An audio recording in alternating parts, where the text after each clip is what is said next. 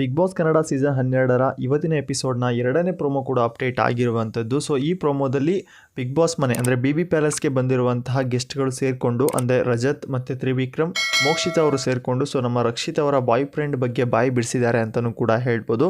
ಬನ್ನಿ ಆ boy friend ಹೇಗಿದ್ದಾರೆ, ಸೊ ಯಾರ ಬಗ್ಗೆ ಮಾತಾಡ್ತಾ ಇದ್ದಾರೆ ರಕ್ಷಿತ್ ಅವರು, ಅದರ ಬಗ್ಗೆ ಸಂಪೂರ್ಣ ಮಾಹಿತಿ ನಾನು ಈ ವಿಡಿಯೋ ತಿಳಿಸ್ಕೊಡ್ತೀನಿ. ಅದಕ್ಕೂ ಮುಂಚೆ ಯಾರೆಲ್ಲ ನಮ್ಮ ಚಾನಲ್ಗೆ ಹೊಸದಾಗಿ ಬಂದು ದಯವಿಟ್ಟು ನಮ್ಮ ಚಾನಲ್ ಸಬ್ಸ್ಕ್ರೈಬ್ ಮಾಡ್ಕೊಳ್ಳಿ.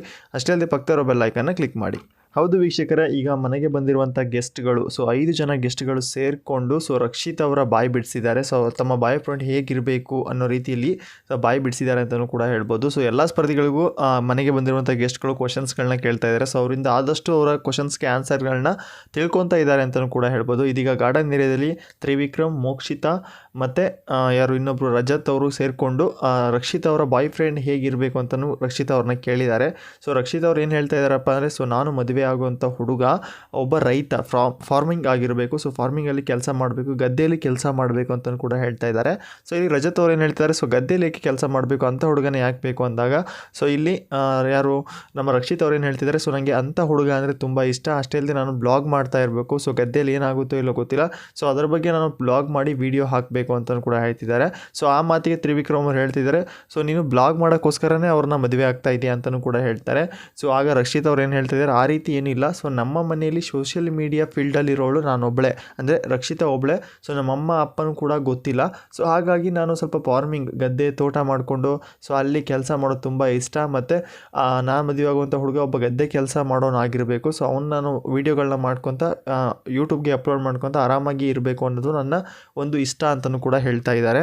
ಸೊ ಅಷ್ಟೇ ಅಲ್ಲದೆ ರಕ್ಷಿತಾ ಅವ್ರನ್ನ ರಜತ್ ಅವರು ಕೇಳ್ತಾ ಇದ್ದಾರೆ, ಸೊ ಯಾಕೆ ಇಷ್ಟು ದಿನ ಆದರೂ ನೀನು ಮದುವೆ ಆಗಿಲ್ಲ ಅಂತ ಕೇಳಿದಾಗ, ಸೊ ನಮ್ಮ ರಕ್ಷಿತ್ ಅವ್ರು ಏನು ಹೇಳ್ತಾ ಇದ್ದಾರೆ, ಸೊ ನನಗೆ ಮ್ಯಾಚ್ ಆಗುವಂಥ ಹುಡುಗ ಇನ್ನೂ ಸಿಕ್ಕಿಲ್ಲ, ಸೊ ಹಾಗಾಗಿ ನಾನು ಈ ರೀತಿ ಇದ್ದೀನಿ, ಅಂದರೆ ಇನ್ನೂ ಕೂಡ ಮದುವೆ ಆಗಿಲ್ಲ. ಸೊ ಆಗ ಮತ್ತೆ ನಮ್ಮ ರಜತ್ ಅವ್ರು ಕೇಳ್ತಾರೆ, ನಿಮಗೆ ಮ್ಯಾಚ್ ಆಗುವಂಥ ಹುಡುಗ ಯಾರು, ಸೊ ನನ್ನ ಲೈಫಿಗೆ ಮ್ಯಾಚ್ ಆಗುವಂಥವ್ನು, ಸೊ ನನಗೆ ಬ್ಲಾಗ್ ಮಾಡ್ಕೊತ ಇರೋಂಥ, ಸೊ ಒಬ್ಬ ರೈತ ಆದರೆ ಸಾಕು, ಸೊ ನಾನು ಅವ್ನು ಕೆಲಸ ಮಾಡ್ತಾಯಿದ್ರೆ ಸೊ ನಾನು ಬ್ಲಾಗ್ ಮಾಡಿಕೊಂಡು ಆರಾಮಾಗಿರ್ಬೋದು, ಸೊ ಹಾಗಾಗಿ ನನಗೆ ಅಂಥ ಹುಡುಗನ ಹುಡುಕ್ತಾ ಇದ್ದೀನಿ ಅಂತಲೂ ಕೂಡ ಹೇಳ್ತಾರೆ. ಸೊ ಅಷ್ಟೇ ಅಲ್ಲದೆ ಇವರ ಮಧ್ಯೆ ರಜತ್ ಅವರು ತುಂಬ ಕಾಮಿಡಿ ಕೂಡ ಮಾಡ್ತಾ ಇದ್ದಾರೆ ಅಂತಲೂ ಕೂಡ ಹೇಳ್ಬೋದು. ಸೊ ರಜತ್ ಅವ್ರು ಏನು ಹೇಳ್ತಾ ಇದ್ದಾರೆ, ಸೊ ಮದುವೆ ಆದಮೇಲೆ ಆ ಹುಡುಗನ ನೀನು ಬೇಡ ಅಂದರೆ ಏನು ಮಾಡ್ತೀಯ ಅಂತಲೂ ಕೂಡ ಹೇಳ್ತಾ ಇದ್ದಾರೆ.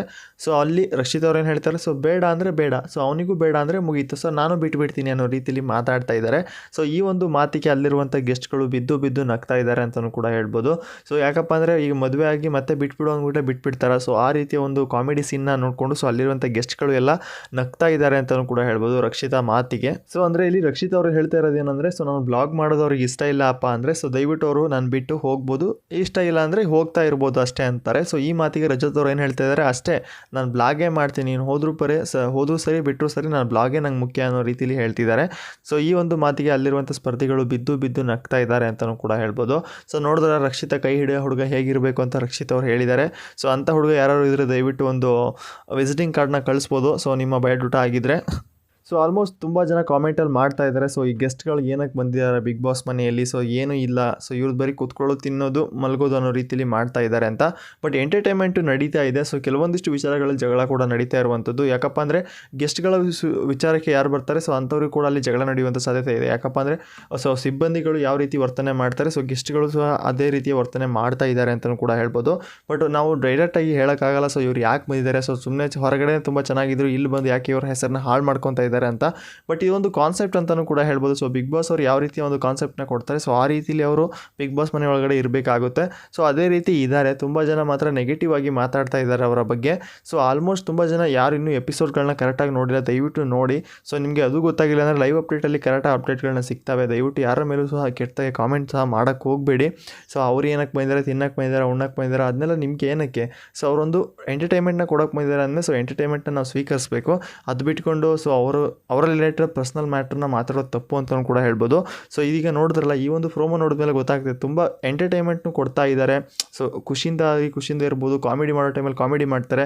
ಸೊ ಯಾವ ಜಾಗದಲ್ಲಿ ಸ್ಟ್ಯಾಂಡ್ ತೊಗೋಬೇಕು ಆ ಜಾಗದಲ್ಲಿ ಸ್ಟ್ಯಾಂಡ್ ತೊಗೊಳ್ತಾರೆ, ಎಲ್ಲಿ ಸೀರಿಯಸ್ ಆಗಿರಬೇಕು ಅಲ್ಲಿ ಸೀರಿಯಸ್ ಆಗಿರ್ತಾರೆ. ಸೊ ದಯವಿಟ್ಟು ಕಾಮೆಂಟ್ ಮಾಡುವಾಗ ಸೊ ನೋಡ್ಕೊಂಡು ಕಾಮೆಂಟ್ ಮಾಡಿ ಅಂತ ಹೇಳ್ತೀನಿ. ಸೊ ಇಷ್ಟೇ ಇವತ್ತಿನ ಅಪ್ಡೇಟ್. ಇಷ್ಟ ಆಗಿತ್ತು ಫ್ರೆಂಡ್ಸ್. ಇದೇ ರೀತಿ ಅಪ್ಡೇಟ್ಗಾಗಿ ನಮ್ಮ ಚಾನಲ್ನ ವಿಸಿಟ್ ಮಾಡ್ತಾ ಇರಿ. ಮತ್ತೆ ಸಿಗೋಣ ಮತ್ತೊಂದು ಇಂಟ್ರೆಸ್ಟಿಂಗ್ ಅಪ್ಡೇಟ್ಸ್ ಜೊತೆ ಅಂತ ಹೇಳ್ತಾ ಬಾಯ್ ಬಾಯ್.